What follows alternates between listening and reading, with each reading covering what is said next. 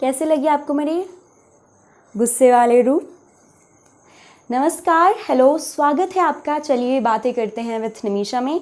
आज का वीडियो है how to control your anger, गुस्से को काबू में कैसे किया जाए।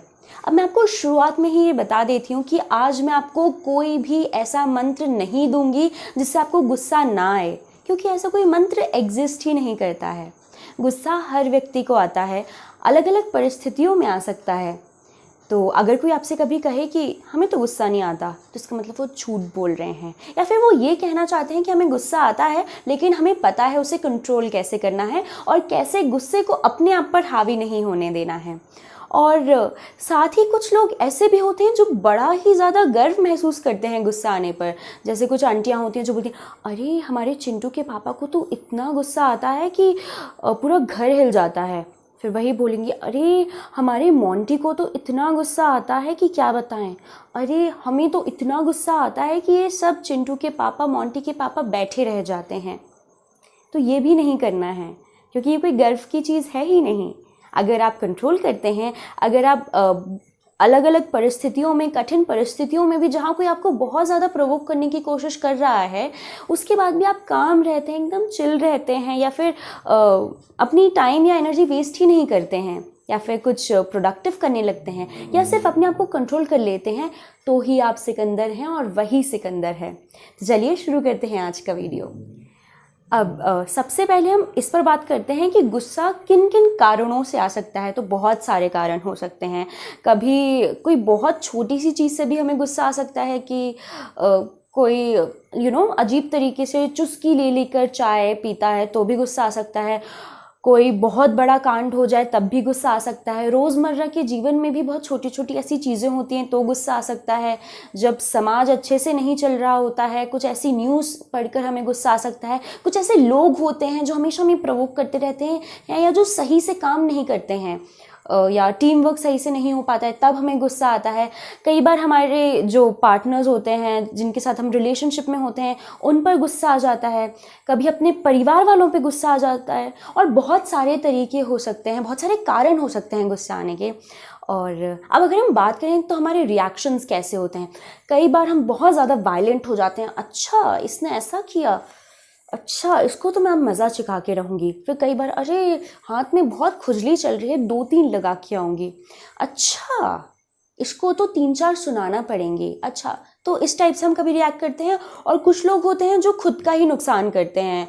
वो कांच का कुछ फेंक देंगे, सब कुछ बिगाड़ देंगे, या फिर सेल्फ हार्म, खुद को मारने लग जाएंगे, नोचने लग जाएंगे। इस टाइप से भी रिएक्ट कर सकते हैं। तो अलग अलग टाइप के रिएक्शंस होते हैं। और कई लोग बहुत ज़्यादा इम्पल्सिव होते हैं, कई लोग नॉर्मल होते हैं, या फिर इम्पल्सिव नहीं होते हैं, या फिर उसको मैनेज कर लेते हैं। तो इस टाइप से रिएक्शंस होते हैं। लेकिन गुस्सा आता है, गुस्से में रिएक्ट करते हैं, किस तरीके से रिएक्ट करना है उस पर बात करते हैं, और क्या कुछ नहीं करना है उस पर बात करते हैं। अब सबसे पहले, जिस वक्त आपको गुस्सा आ रहा है उस वक्त हमारे जो दिमाग है उसके 2 साइड होते हैं, एक लेफ्ट ब्रेन, एक राइट ब्रेन। तो जब हम तुरंत जो एक्शन लेते हैं, जो रिएक्शन होता है, वो हमारा राइट ब्रेन हमें बताता है। और तब हम जो एक्ट करते हैं वो बिल्कुल भी हम लॉजिक के साथ नहीं करते हैं, बिल्कुल भी हम सोच के नहीं करते हैं, और कई बार उससे वो आग में घी का काम करता है। तो जो मैं आपको यहाँ पर एडवाइस देना चाहूँगी वो यही है कि जब आपको गुस्सा आए तो आप तुरंत रिएक्ट ना करें। प्लीज़ प्लीज़ ये बिल्कुल भी ना करें, और इसे बिल्कुल ऐसे नोट कर लें अपने दिमाग में। फिर हमारा एक लेफ़्ट ब्रेन होता है, जो जब हमारा थोड़ा गुस्सा शांत हो जाता है तब जो हम सोचते हैं, तब जो हम कदम उठाते हैं, और वो लॉजिक के साथ होता है, वो सही निर्णय होता है। तो समय लेना बहुत ज़्यादा ज़रूरी है, और रिस्पॉन्स को डिले कर दें। अब कई बार हमारी चैटिंग पर लड़ाई हो सकती है। कुछ लोग बहुत ज़्यादा लंबा मैसेज करके आपकी गलतियां निकाल देंगे, या कुछ आपने ऐसा काम किया हो, या जो भी आपके गुस्से का कारण हो। तो पहले मैं पता है क्या करती थी, ऐसे उनने ये मैसेज लिखा, अच्छा उसका रिप्लाई ये है, ईंट का जवाब पत्थर से, अच्छा ये शेर तो मैं 1.25 शेर। लेकिन ये नहीं करना है, आपको समय लेना है। और आपको ये समझना बहुत ज़्यादा ज़रूरी है कि जिस व्यक्ति को रिप्लाई करने में या अपना दिमाग करने में आप इतना समय, अपनी एनर्जी वेस्ट कर रहे हैं, कि आपका वो इतना टाइम या एनर्जी डिज़र्व करते हैं। आपको जवाब खुद ही मिल जाएगा। तो बहुत ज़्यादा ज़रूरी है कि आप किस मुद्दे पर, किस बात पर और किस इंसान से लड़ रहे हैं, और क्या उसका कोई कंक्लूजन है भी या नहीं। ठीक है। अब आप सबसे पहले रिस्पॉन्स को डिले कर, फिर आपको जो करना है वो ये है कि आप जो आपका सिचुएशन जिसमें है आप उसको एनालाइज करें, आप समझें कि ये क्यों हुआ है और अब मुझे ऐसा क्या करना चाहिए कि ये आगे नहीं बढ़े, ये सॉर्ट आउट हो जाए। अब वो आपको ही करना पड़ेगा, आपको पता है कि आप किस सिचुएशन में हैं या क्या कुछ हुआ है। और कई लोग ऐसे होते हैं जो कई बार आपको प्रवोक करना चाहते हैं, सिर्फ वो आपको क्योंकि खुश नहीं देख सकते, क्योंकि वो आपको काम नहीं दे सकते, तो वो आपको प्रवोक कर रहे हैं। तो आपको ये भी समझना होगा कि आपको कैसे रिएक्ट करना है। और तीसरा जो आपको करना चाहिए वो ये है कि जब आप थोड़ा दिमाग आपका शांत हो जाए तब आप उसको सॉल्व करें, आपको वो चीज़ को सॉल्व करना है। अब कई बहुत छोटी चीज़ें होती हैं जिनको वहीं छोड़ देना चाहिए और उस इंसान से ठीक है, आप बस आगे सचेत हो जाएं कि आपको उससे किस लेवल की और किस टाइप की बात करना है। सिर्फ काम से रिलेटेड है तो काम से काम रखिए और ऐसे करिए।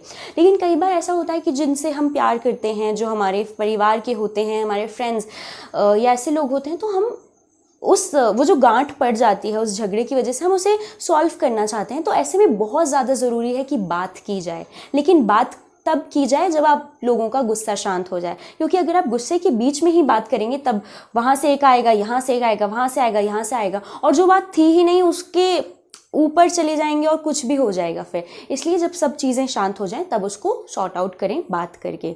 तो इस टाइप से आप कर सकते हैं।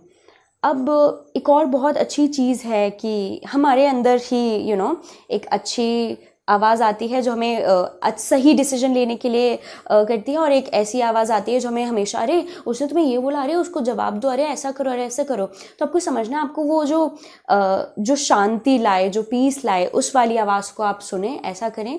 और खुद से बात करना ज़रूरी है, ओवर थिंकिंग ना करें। कई बार मैं आपसे यहाँ पर एक बहुत ही ज़्यादा डिफरेंस है कि सेल्फ टॉक जब आप कर रहे हैं तो आप ओवर थिंकिंग में ना पहुँच जाए, वरना आप अपने दिमाग को और ज़्यादा दर्द पहुँचाएंगे।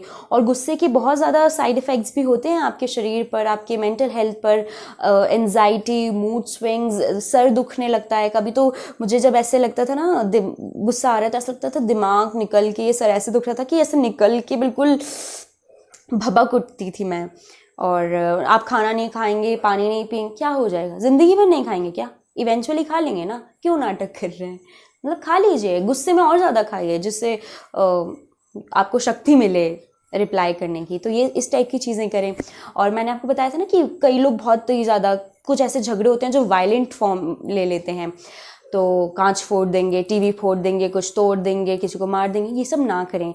मैं जो करती हूँ वो ये है कि जो पर्दे होते हैं ना हमारे घर के, मैं वो पर्दे खोल देती हूँ गुस्से में। मैं जो बेडशीट होती है उसे हटा देती हूँ, सोफ़े के कवर हटा देती हूँ।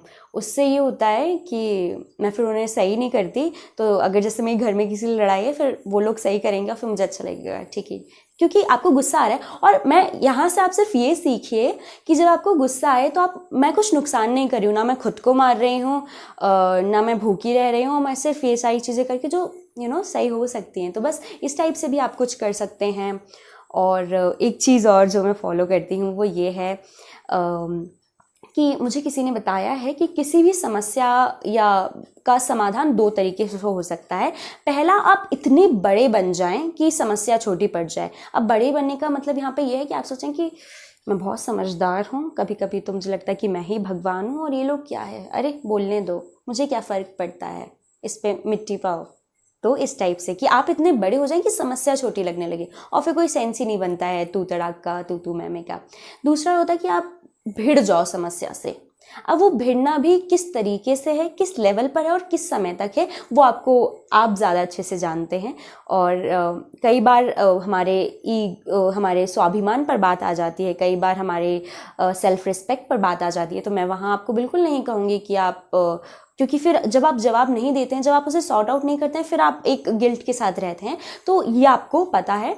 और हर व्यक्ति अपने आप को सबसे अच्छे तरीके से जानता है और आप भी अपने आप को सबसे अच्छे तरीके से जानते हैं। तो ये सारी चीज़ें करें। और आपके साथ कभी ये भी हो सकता है कि ये जो गुस्सैल वाला जो व्यवहार है या जो एटीट्यूड है, कभी कभी आपके रोज़मर्रा के जीवन में आने लगता है। ये ना होने दें, ये गुस्सा आपकी हैबिट नहीं बनना चाहिए। अगर ऐसा हो गया है या फिर जो आज मैंने आपको टिप्स दी, अगर वो इफ़ेक्टिव नहीं हो रही हैं, तो थेरेपिस्ट के पास जाइए, डॉक्टर को कंसल्ट करिए, उसमें कोई प्रॉब्लम नहीं है, ठीक है। तो बस यही है। और आज का वीडियो मैंने बहुत ही ज़्यादा इनफॉर्मल सा रखा और मैंने आपको बताया है, और ये सारी चीज़ें बहुत ही ज़्यादा छोटी लगें, ये बिल्कुल इफ़ेक्टिव हैं, ठीक है। आप समझ जाएं कि आप बॉस हैं, आप समझ जाएं कि दूसरा व्यक्ति आपको डिज़र्व करता है कि नहीं, आपका रिप्लाई डिज़र्व करता है कि नहीं। तीसरा, जब आपको कभी भी ऐसे एग्रेसिव हो जाएं तो ऐसे पर्दे वर्दे खोल दीजिए और फिर लगा लीजिए। चौथा, आप ये भी कर सकते हैं कि सफाई वगैरह कर लीजिए, क्योंकि जब हम गुस्से में होते हैं ना, बहुत ज़्यादा एनर्जी आती है हमारे अंदर, तो वो एनर्जी का ना सही इस्तेमाल करिए। मस्त झाड़ू वाड़ू लगा दीजिए, रूम वूम एडजस्ट कर दीजिए, सो जाएं, कुछ खा लें, टॉफ़ी चॉकलेट खाना चाहिए, और वो एनजाइटी कम करने में हेल्प करता है। इस टाइप की चीज़ें करें, जो आपको अच्छा लगता है वो करें।